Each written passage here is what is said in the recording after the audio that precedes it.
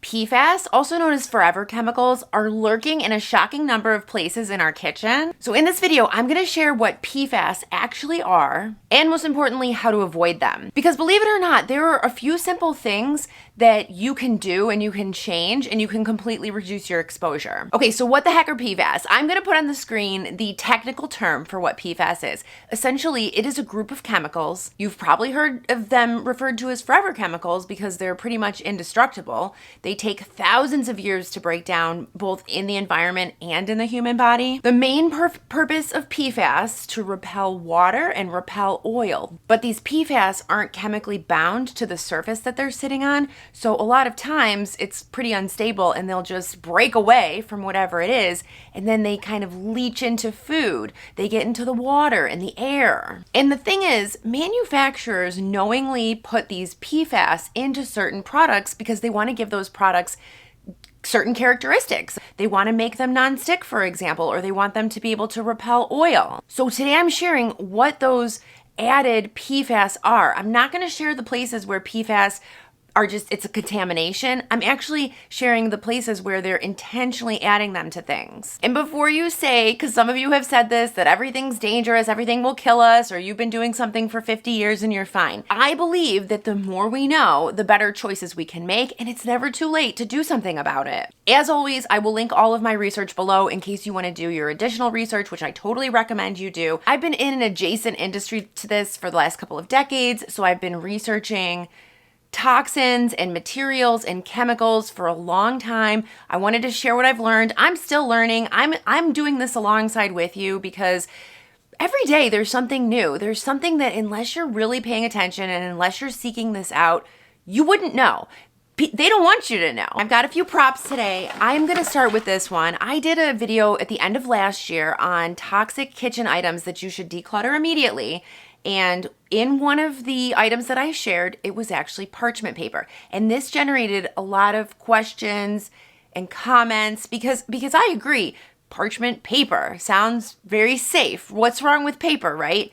Well, I didn't realize this until I did the research for that video. Parchment paper is actually coated in nonstick coating because you put it down and you make cookies on it or you roast vegetables, whatever you do with your parchment paper. And so it's got this little nonstick coating, which may or may not contain PFAS. And I will say most of the time it does contain PFAS. So before I knew, I had bought this parchment paper. This is this Reynolds Kitchen. It says non-stick parchment paper on it. This is the white one. And then I also bought this, also from Reynolds, unbleached one because I was thinking, let me just try them both. And this one, as you can see, is brown. Well, certainly unbleached is better. We don't want chlorine and all of the bleach that they use. It's not good for us. It's not good for the environment. Fine. But guess what? This also says non-stick. And I don't know what they've used to make this surface nonstick. They don't disclose that information. It's not listed here anywhere. The bottom line is, I think that the unbleached is better, but I still don't think it's PFAS free. So the shocking place is in your parchment paper, and I'm going to link this brand here. A lot of you recommended this If You Care brand of parchment paper. This is made with no bleach, no PFAS, no coatings, no chemicals. It's perfect. There are some other brands out there as well. I can link them below. I did do a little bit of a deep dive, and I did find 3 brands that don't contain PFAS. Okay, the next shocking one, and I was shocked about this one, and you're going to be shocked as well. I was pretty mad about it. It's your muffin liners. So this is a variety. I actually think this is the Wilton brand variety pack here. These are baking cups. These are coated with PFAS. And actually, Mamavation, I've referenced them before. Of course, I will link them. They do a lot of studies into PFAS. They partner with other groups and they can test things for PFAS. So I did research through their website for a lot of this video. These are not a good brand. Mamavation actually spot tested 4 general muffin cupcake liner brands and found that 2 out of the 4, just in this random spot test, contained PFAS.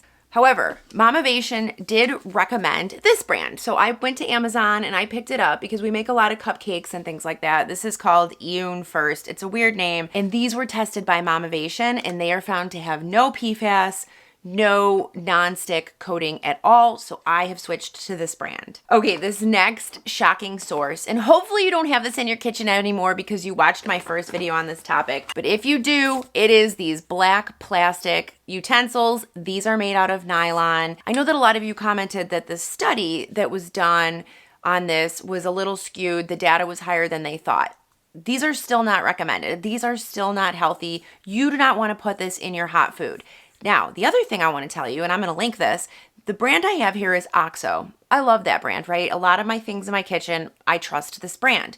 Well, I went on their website, and I will just put this up right now. They actually, on their website, I think they must be required by law to disclose this, but this is disclosed to contain PFAS.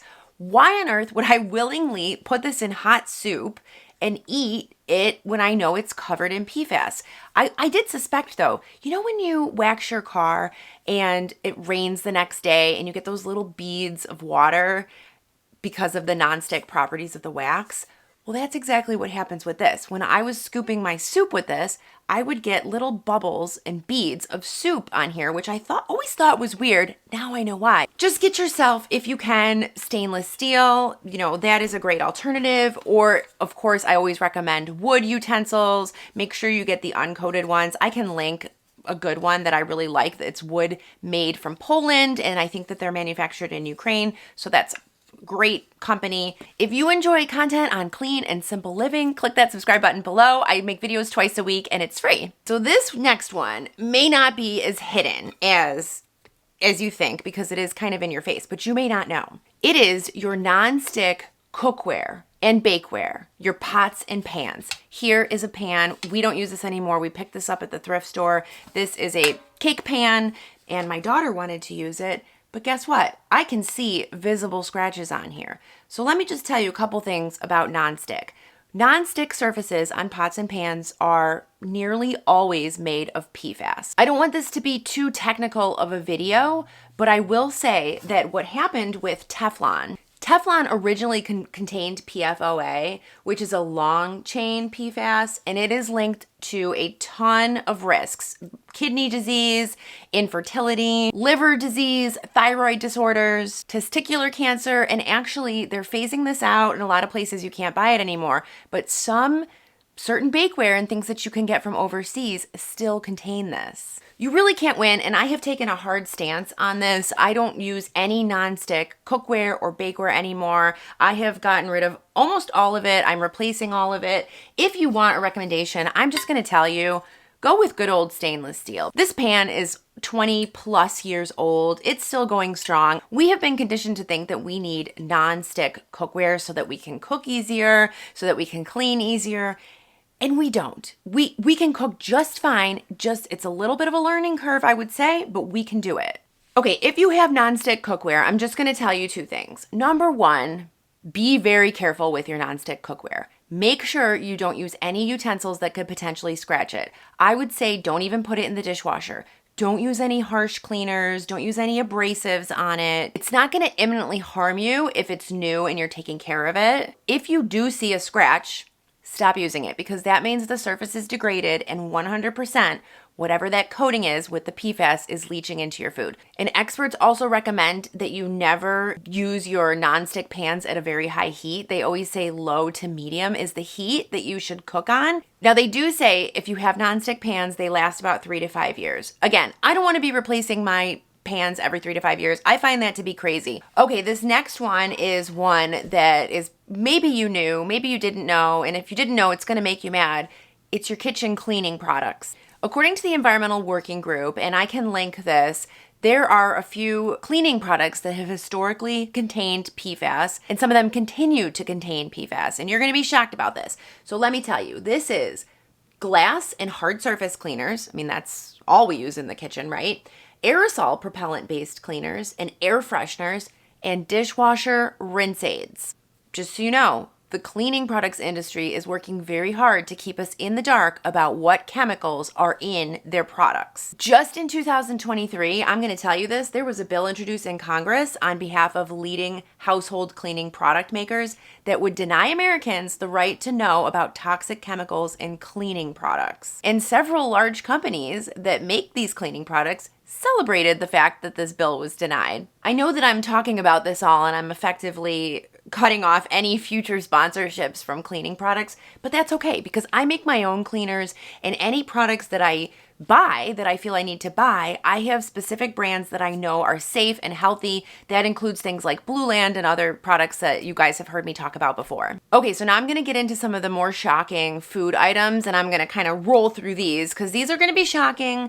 These are definitely hidden, but now you're going to know. This one was also found by Momavation, and if you can believe it, it's non-dairy creamers. They ran a test on these non-dairy creamers, and they found that in 40%, and keep in mind, these are the powdered creamers, 40% of these contained PFAS. Basically, if they tested 10 products, that's 4 of them that contained PFAS. The good news is Coffee Mate Original Powdered Creamer, who would have known, that one did not have PFAS, so if that's what you drank, you're safe. Okay, the next one, and my kids drink from these, and I'm gonna have to stop them. It's drinking straws. And I'm not even talking about the plastic drinking straws, I'm even talking about the paper ones. Those are also coated in PFAS, and so you're drinking those chemicals. You know, and if you think about it, it makes sense because I see people using those straws, and if you just put a piece of paper in your water, it would immediately start crumbling. So obviously they're adding something to those straws to keep them a little bit more durable. The next one I'm sad about, pizza boxes. I've known this for a while. They add the PFAS to the pizza box so your pizza doesn't stick. In fast food containers, just think about if you're getting a sub or something like that, you know that it's got a coating to repel that grease and oil. This one is very surprising, and I'm going to link this as well. And I'm going to link a study so that you even know which brands do this. I'll just show you. Do any of these look familiar? I actually found these in my house. The thing that these two have in common is that these are made by the Hershey company. Hershey Kisses, and then this Almond Joy. I mean, they make all kinds of other things, and I'm going to put this on the screen. But basically, there was this study that was done. They did a mass testing of the packaging of about 40 different food products for U.S. consumer retail. They commissioned 4 different labs in different areas around the globe, and they independently tested Hershey's best-selling chocolate candy products against competitors' best-selling products. You know, Mars, Nestle, Ferrero. All 4 of those labs found heightened traces of PFAS in the Hershey products, but none or negligible amounts in products by Mars and Nestle. This was shocking to me. So things like Almond Joy, Mounds, Reese's Peanut Butter Cups, Hershey Kisses. If you would like to read more about this, I'm also going to link this. There is now, a couple of months ago, a class action lawsuit against Hershey for this because these are dangerous levels. So something to think about if you have a sweet tooth for Reese's. Okay, I shared this one in my other video, so I will just go over it quickly. But again, microwave popcorn bags. Awful, awful, awful. Do not use these. You will be not only eating the PFAS because the whole bag is coated in it because they don't want the popcorn to stick. So you'll be eating the PFAS, but then you're also going to be breathing it. So you're going to open up that bag and breathe that PFAS right in. Because remember, PFAS isn't just like eaten or through contact. It's also in the air and you can breathe it. This one is shocking to me. And so there was Momavation partnered with Environmental Health News, and they tested this protein powders. They tested 11 chocolate flavored protein powders, and I'm going to put up what they found because it was quite surprising to me. So they found that 10 of the 11 had levels of lead that would require a warning in California under Proposition 65.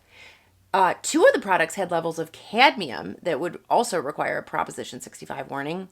1 product contained the pesticide glyphosate despite being organic. 7 products contained phthalates, and 6 of the 11 contained PFAS chemicals. I will link the Momavation article in case you want to do more research, and they do have some protein powders that they recommend, but it just goes to show, you gotta be careful. This next one kind of blows my mind because when I am cooking and baking a cake, I used to butter and flour the pan.